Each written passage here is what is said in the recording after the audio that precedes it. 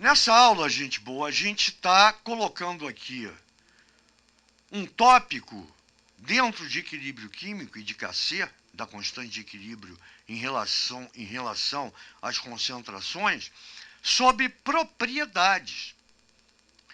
Então, algumas propriedades que de repente vai passar batido no estudo de Kc e pode cair na sua prova no colégio, pode cair em determinada questão de vestibular. Então é importante que a gente se ligue nos detalhes, né? Então a primeira propriedade é sobre a adição de reações. Então ele fala, se duas reações são adicionadas, o novo Kc, a nova constante de equilíbrio, será o produto das constantes anteriores. Então ele vai te dar a constante da reação 1, a constante da reação 2, e vai pedir para você calcular a constante final quando essas reações são adicionadas. Ou ele te dá a constante final, a constante da reação 2, da reação 1, e pede a constante da reação 2. Quer dizer, ele tem que te dar duas para exigir uma. Então, lembrando, falou em adição de reações em relação à constante de equilíbrio, tá? Basta você multiplicar a constante de equilíbrio de cada reação dada. Já quando a gente fala em multiplicação de reações, eu dei um exemplo aqui, e aí ele fala, se a reação for multiplicada por um determinado fator, o valor da nova constante será o valor da constante inicial elevado a esse fator. Ou seja, ele vira expoente. Aí coloquei aqui a reação inicial. A equação me diz que eu tenho 1 mol de A reagindo com 1 mol de B, produzindo 1 mol de C, onde a constante de equilíbrio em relação às concentrações, ou seja, Kc é igual ao valor X. Se eu multiplico esta reação por 2, ou seja, a partir de agora, eu tenho 2 mols de A reagindo com 2 mols de B, produzindo 2 mols de C.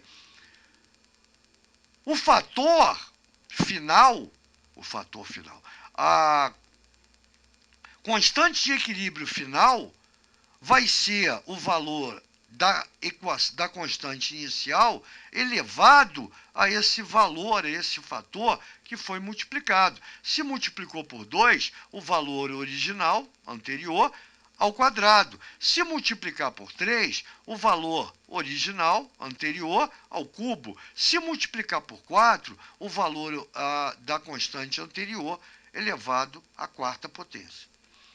Então, isso eu acho que é tranquilo. A gente não pode perder esse detalhe, né? E na terceira, quando ele fala em divisão, se a reação for dividida por um número, e aqui, ó, dividir por 2, tá vendo, ó, da original, a nova constante, a constante final, será a sua raiz. Pode ser quadrada se dividir por 2, pode ser cúbica se dividir por 3, e assim por diante.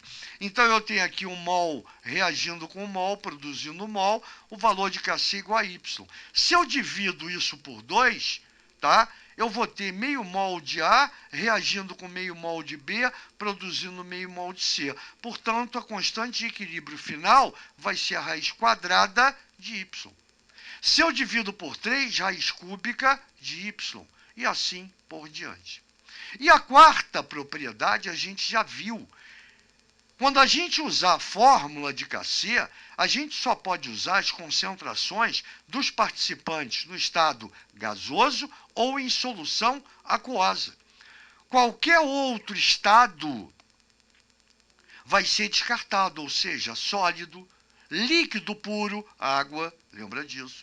Então, eu coloco nas expressões de constante de equilíbrio, não se coloca concentração de substâncias no estado líquido ou sólido.